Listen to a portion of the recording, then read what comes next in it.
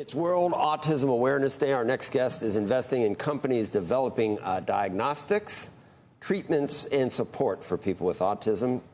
Chris Mail is the co-founder of the Autism Impact Fund, which closed its first fund with $60 million, investing in 12 different companies. Kind of, I guess, it's the VC of autism.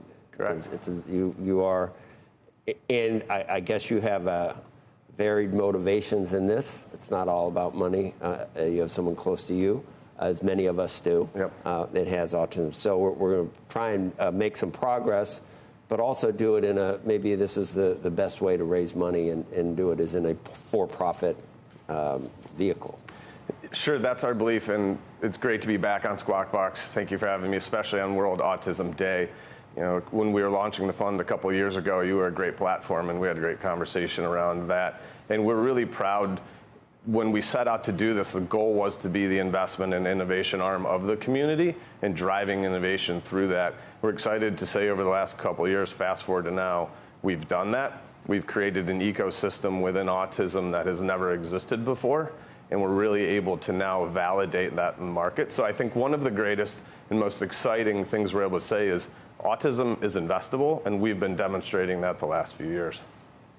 Do you divide it into only three? So there's the detection and then maybe some therapeutics or early intervention and then the support for the, do you have a number? It's got to be tens of millions of young adults or adults.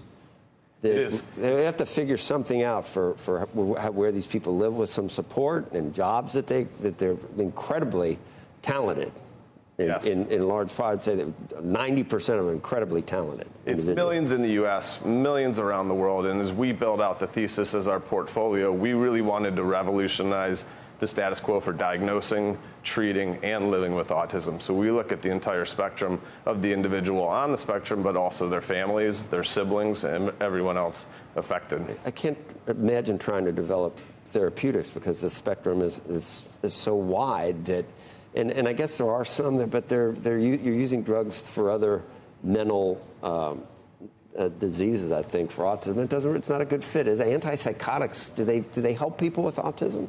Some do, some don't. Depending on this where wide they are. spectrum. And again, as you mentioned, it is a wide spectrum. Some people have a little bit of autism, some have a lot. That's when we build out the thesis. We really wanted to be at the forefront of innovation across the entire spectrum.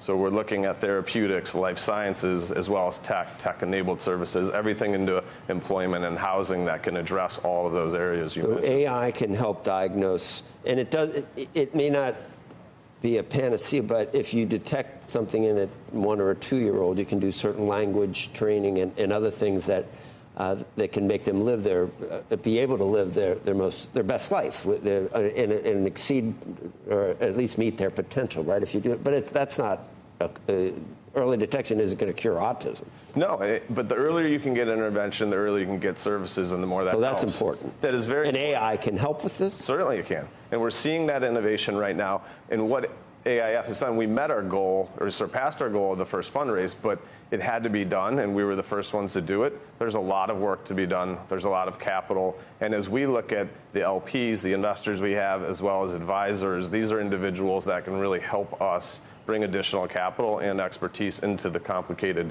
areas that you mentioned. And then there's hardcore genetic science that progress being made there. How many different genes have we identified now that are involved? There are a lot. Hundreds. Thousands of them. Thousands. Yep. So as we look into the genetic components, we also look into the environment. We look into the biology. We look into the whole child approach. So Cortica, one of our portfolio companies, is innovative in that they now look at the entire child as well as the family, not focusing just on genes or one aspect of it. We need to take a holistic approach and work together. And as you said, AI is a buzzword, obviously, but that's where we're driving a lot of innovation, and we see a lot of excitement. Unfortunately, it seems like if there's thousands of genetic markers that of developing a therapeutic, it almost seems like... Seems like it has to be a bottoms-up approach. You would have to very specifically look at every individual case, every gene along the way. You need 1,000 therapeutics. It is heterogeneous for sure. We need a lot of smart minds. We need a lot more capital. As I said, us surpassing our goal and reaching this first close, validating that autism is investable, we hope now will bring additional capital, significant capital, to help us research these and to drive more change. Companies need to know how productive and how great people with autism can be as employees. So in terms of, you say, living with autism, that's the third component of companies you're investing in. You would need, I would think, living facilities. You need to a place that people with autism where they can work and are welcoming or welcomed. Yep. How do you what does it look like there? Do you have a company that does? Of the 12 we've invested in, we would put that under the bucket of independence. So that's housing, financial independence, that sense of purpose. Auticon is a company we've invested in, which is the global leader in employing individuals with autism and other complex chronic conditions. Keep going. And you have proved it's investable. This was... We have. How long ago were you on? 2 years ago.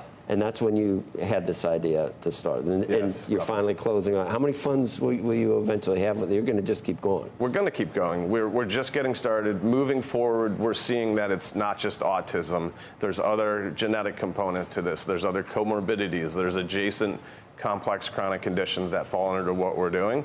So we certainly are focused on driving value in Fund 1 right now. But in the near term, and the demand, the size and scale of the societal issue, Fund 2 is not far off. Exactly, because I think New Jersey, and the numbers are staggering. I think 1 out of 40 male children, something like that. 1 out of 36 in California is higher. Continues to grow. The societal cost right now is $7 trillion, and that takes into account loss of employment, parents not being able to work. If it continues at that rate, we'll add another $4 trillion in the next 10 years. And if the rate of incidence increases, it'll add $15 trillion to that. And there are solutions, too, because it doesn't have to be a drag on society. It could be additive to society if you do it correctly with these people. We've seen it with people with autism. All right. Thanks, Chris. Thank you. All right. Thanks for having me again. You're welcome.